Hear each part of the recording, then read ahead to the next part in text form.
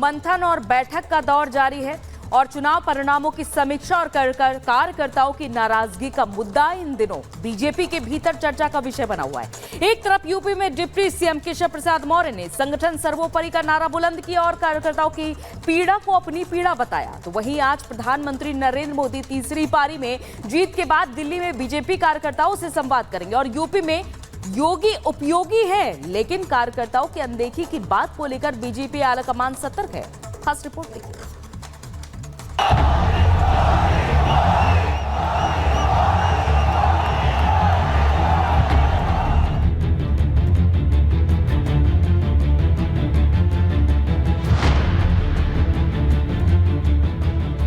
आज एक बार फिर प्रधानमंत्री मोदी बीजेपी हेडक्वार्टर में होंगे और मकसद होगा चुनाव में खून पसीना बहाने वाले बीजेपी कार्यकर्ताओं से संवाद। वो कार्यकर्ता जिनके दम पर बीजेपी की चुनाव मशीनरी चुनाव दर चुनाव जोरदार प्रदर्शन करती आई है। कार्यकर्ताओं की मेहनत को सियासी जमीन पर लोगों को पार्टी से जोड़ने में उनकी भूमिका की सराहना के लिए पीएम मोदी आज उनसे संवाद करेंगे।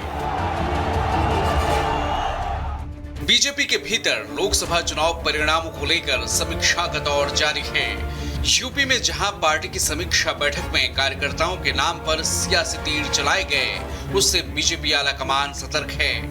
डिप्टी सीएम केशव प्रसाद मौर्य ने संगठन को सर्वोपरि बताते हुए खुद को डिप्टी सीएम से पहले कार्यकर्ता करार दिया और इशारों में सीएम योगी की कार्यप्रणाली पर निशाना साधते हुए कार्यकर्ताओं की पीड़ा को खुद की पीड़ा से जोड़ दिया। भारतीय जनता पार्टी के कार्यकर्ता को किसी भी स्थिति में बैकफुट पर आने की आवश्यकता नहीं है, किसी भी स्थिति में नहीं है। संगठन सरकार से बड़ा है, बड़ा था, बड़ा रहेगा। सबसे जो जनप्रतिनिधि है उनसे यही अपेक्षा है। हम पहले कार्यकर्ता ने कुछ बनते क्या नहीं,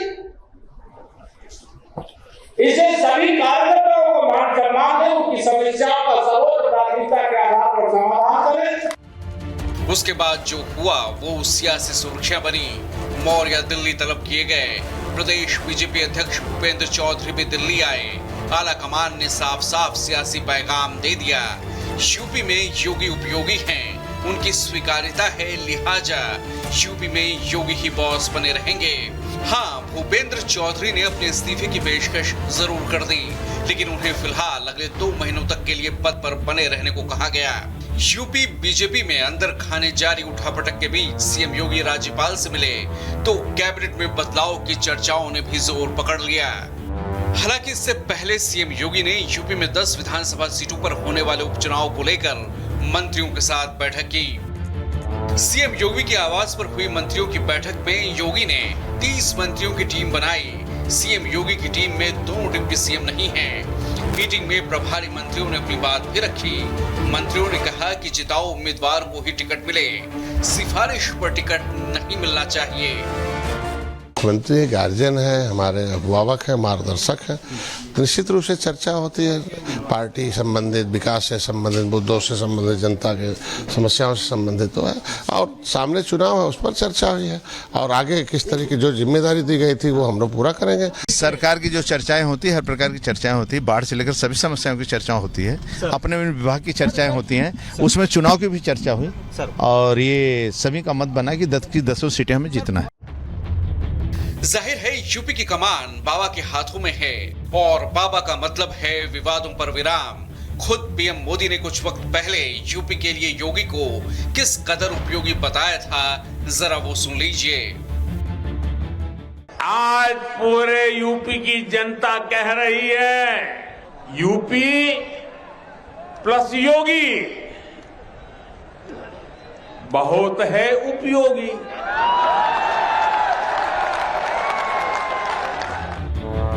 फिलहाल यूपी में उठे सियासी बवंडर पर ब्रेक लगता दिखाई दे रहा है।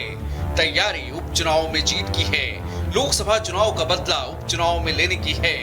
केशव प्रसाद मौर्य भी दिल्ली से लखनऊ लौट आए हैं, लेकिन अब बीजेपी के भीतरी विवाद पर सपा ने चुटकी ली है। केशव प्रसाद मौर्य की लखनऊ वापसी हुई तो बिना नाम लिए अखिलेश ने लिखा, लौट के बुद्धू घर को आए। अखिलेश ने यह तीर केशव प्रसाद मौर्य की तरफ ही चलाया था, जो दिल्ली से आला कमान की नसीहत के साथ वापस लखनऊ लौटे। दिन भर अखिलेश और केशव प्रसाद मौर्य के बीच सोशल मीडिया पर वार पलटवार चलता रहा। पहले अखिलेश ने बीजेपी की तुखती रंग को रगड़ा।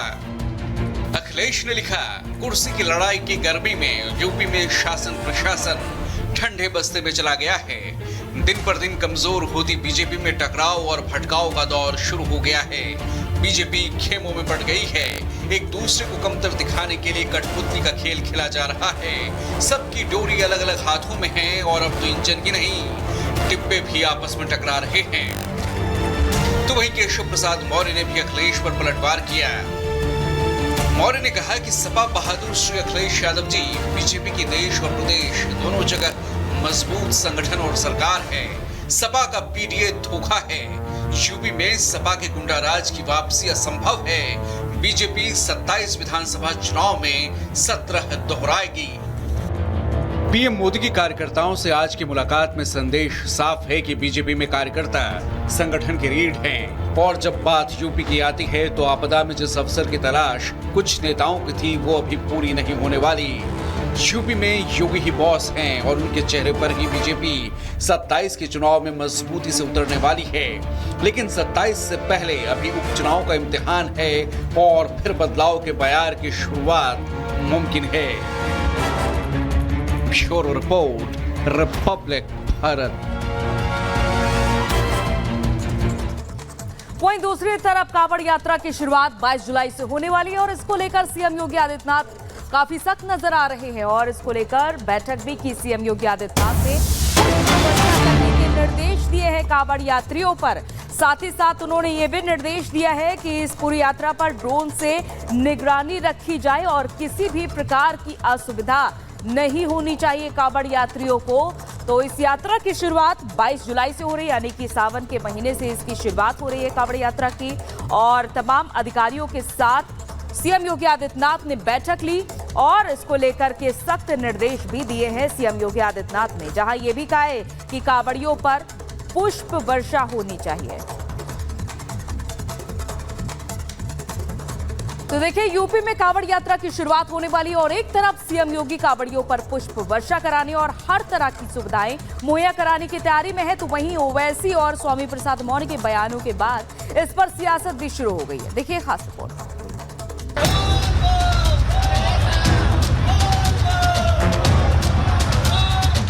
22 जुलाई से यूपी में कांवड़ यात्रा की शुरुआत होने वाली है।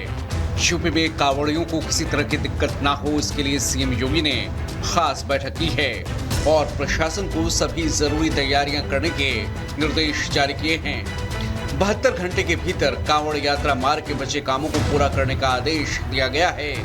कांवड़ियों पर पुष्प वर्षा और यात्रा मार्ग की ड्रोन से निगरानी की भी तैयारी है। जाहिर है, कांवड़ियों की शुभ मंगल यात्रा के लिए योगी सरकार प्रतिबद्ध है। तैयारियां जोरों पर हैं, प्रशासन अलर्ट है और नए दिशा निर्देश भी जारी किए जा रहे हैं। लेकिन इस बीच मुजफ्फरनगर पुलिस के नए आदेश पर बहस छिड़ गई है। आदेश ये कि कांवड़ यात्रा मार्ग पर जो दुकानें होंगी उसके मालिक को अपना नाम दुकान पर लिखना होगा और इस आदेश के बाद ओवैसी के बदन पर सांप लौटने लगे हैं। असदुद्दीन ओवैसी ने ट्वीट कर कहा, यूपी पुलिस के आदेश के मुताबिक अब हर खाने वाली दुकान या ठेले के मालिक को अपना नाम बोर्ड पर लगाना होगा ताकि कोई कांवड़िया गलती से मुसलमानों की दुकान से कुछ ना खरीद ले। इसे दक्षिण अफ्रीका में अपार्थाइड कहा जाता था और हिटलर की जर्मनी में इसका नाम जूडन बॉयकॉट था।